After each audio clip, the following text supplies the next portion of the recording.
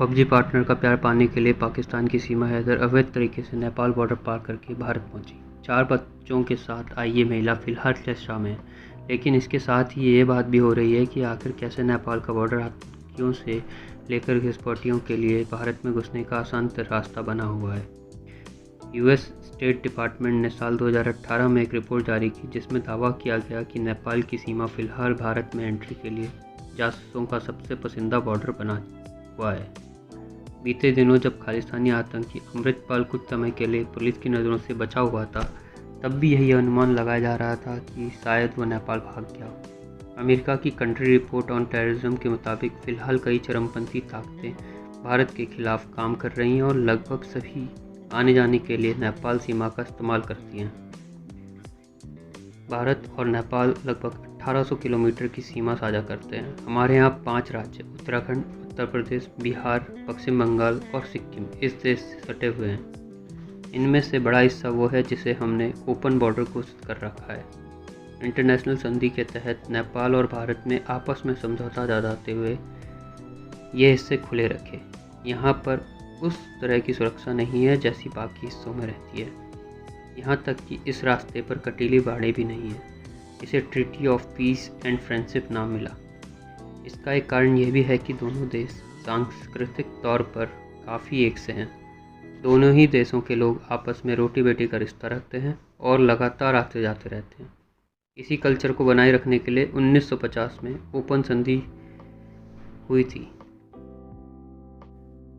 क्या आपको पता है कि यही ओपन बॉर्डर संधि जो है खतरे की जगह बन चुका है। यहाँ से मानव तस्करी भी हो रही है, फेक करेंसी का लेन देन भी हो रहा है। यहाँ तक कि नेपाल के former chief justice Anoop Raj Sharma ने भी माना कि इंडो नेपाल बॉर्डर का कई देशों के कुछ लोग गलत इस्तेमाल कर रहे हैं। हालांकि सबसे बड़ा खतरा जासूसों और आतंकियों के आने जाने का है।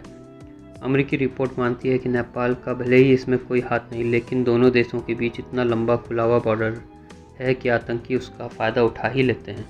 नेपाल इस ट्रांजिट के लिए मोहरा बना हुआ है। सबसे ज़्यादा फ़ायदा इंडियन मुजाहिदीन ले रहा है। इससे संबंध पाकिस्तान में बैठे आतंकी समूह जैसे लश्कर-ए-तौयबा जैसे मोहम्मद से है। काठमांडू एयरपोर्ट अपने आप में ही खतरा बना हुआ है। जैसे कि दिक्कत सिर्फ इतनी नहीं कि इंडिया सटा नेपाल बॉर्डर खुला हुआ है, बल्कि नेपाल के खुद के भीतर सिक्योरिटी काफ़ी हल्की है। साल 2021 में अमेरिका रक्षा विभाग से जारी कंट्री रिपोर्ट ऑन टेररिज्म में माना गया कि काठमांडू स्थित त्रिभुवन एयरपोर्ट में सिक्योरिटी काफ़ी कमज़ोर है। ये इस देश का अकेला इंटरनेशनल एयरपोर्ट है जहां भारत से यात्री पहुंचते हैं। इसके बाद भी एयरपोर्ट अथॉरिटी यात्रियों का डाटाबेस मेंटेन नहीं करती। यहां तक कि ट्रैवल के कागजात चेक करने के लिए अल्ट्रावायलेट लाइट्स भी नहीं है। ऐसे में फर्जी पासपोर्ट और वीज़ाधारी भी आसानी से बचकर निकल सकते हैं। पाकिस्तान से नेपाल के संबंध ज़रा कॉम्प्लिकेटेड रहे हैं। इन दोनों देशों का कोई कॉमन बॉर्डर भी नहीं है। दोनों देशों के बीच डिप्लोमेटिक रिश्ते भी मार्च 1960 में बने, यानी पाक के बनने के सालों बाद। इसके बाद भी काठमांडू में पाकिस्तान के काफ़ी सारे डिप्लोमेट्स और उनका स्टाफ रह रहे हैं। European foundation for south Asian studies के मुताबिक डिप्लोमेट की आड़ में पाकिस्तानी खुफिया एजेंसी के लोग भी रह रहे हैं। इस संदेह में दम भी है क्योंकि नेपाल छोटा देश है। यहाँ इतने सारे डिप्लोमेट्स की जरूरत नहीं और नेपाल पाकिस्तान के बीच ऐसे द्विपक्षीय समझौते भी नहीं हैं।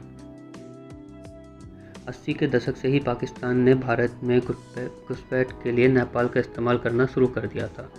EFSAS की माने तो तब से ही RDX जैसे विस्फोटक पहले नेपाल और फिर वहाँ से भारत भेजे जाने लगे।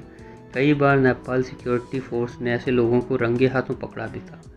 सबसे ज़्यादा लोग नकली भारतीय मुद्रा बनाकर भारत में घुसपैठ करने की कोशिश करते पकड़े हुए। इससे पहले भारत का विमान भी नेपाल में हाईजैक हुआ था। नेपाल एयरपोर्ट की कमज़ोर सुरक्षा का एक उदाहरण वो घटना है जिसमें भारतीय विमान को हाईजैक कर लिया गया था।